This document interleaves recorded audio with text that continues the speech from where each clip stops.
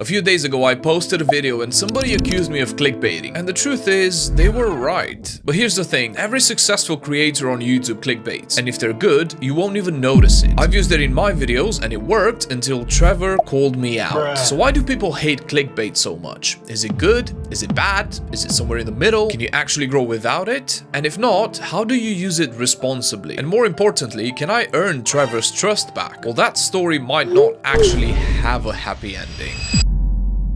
But before we get to that, I think it's important we establish that clickbait isn't necessarily a bad thing. And it's not even just a YouTube thing. When you get an email in your inbox that says there's a sale on, that's essentially clickbait. And if you end up buying something of value at a discounted price, that's a good thing. But if you buy something that was always the same price and they just slapped a sticker on it, you'll be less impressed. And YouTube content works in the same way. Trevor was right though, YouTube is full of the wrong type of clickbait. Most creators abuse it to try and get ahead, and when he called me out, I actually paused for a second. Because deep down I understood his frustration. I hate being lied to just as much as any other person. I guess there's a Trevor in all of us.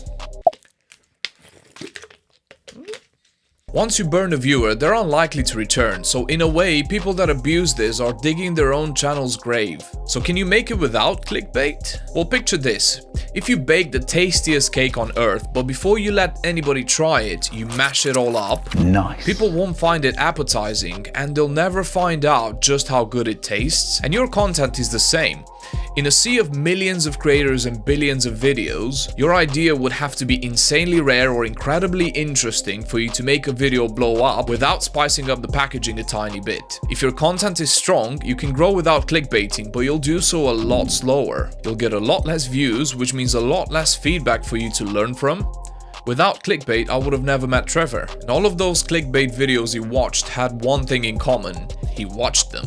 And there are millions of videos on YouTube that don't use clickbait, but no one clicks on them. The real trick is to use clickbait in your packaging, but once you bring the viewers in, you need to deliver content that is so valuable that they won't feel tricked. And if you feel like I'm doing that, that's gotta be worth a like, right? So by this point, you probably guessed that I'm a strong advocate of using clickbait, but in the right way. When used correctly, clickbait is one of the best tools for growing on YouTube. So how do you use clickbait the right way? Well, there's 4 steps. It's crazy that I even have to say this, but don't lie. My title for the video that Trevor called out was I studied 11 channels that went viral in under 25 uploads. Then I showed the exact channels in the first 2 seconds of the video. I don't think Trevor was necessarily upset with my content. I think he's just been let down too many times before. My "I'm gonna show you something new" framing probably triggered his BS detector.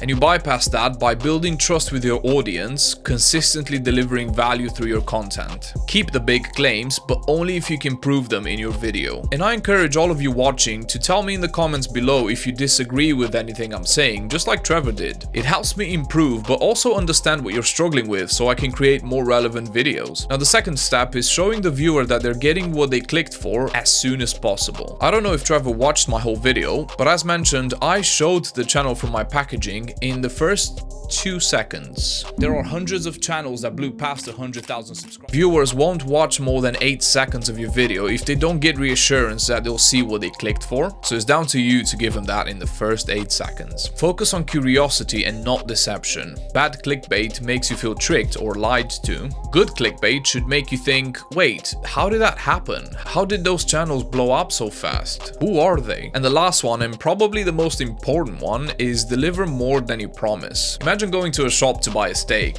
and when you get there, there's a buy one get one free offer. That's the kind of satisfaction you want in your videos. You clicked to see what thumbnails these channels used to blow up, but I'm also going to give you 4 other strategies they used to succeed and how you can do the same. Now, could I have used all of these strategies to frame my video better?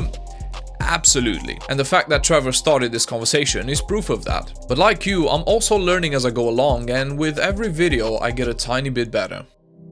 In the end, Trevor didn't respond to my comment, and when I read his message again, I understood why. Trevor ruthlessly and permanently blocked me. Trevor, wherever you are, whatever you're watching, you are missed. And I wish you were still part of this community.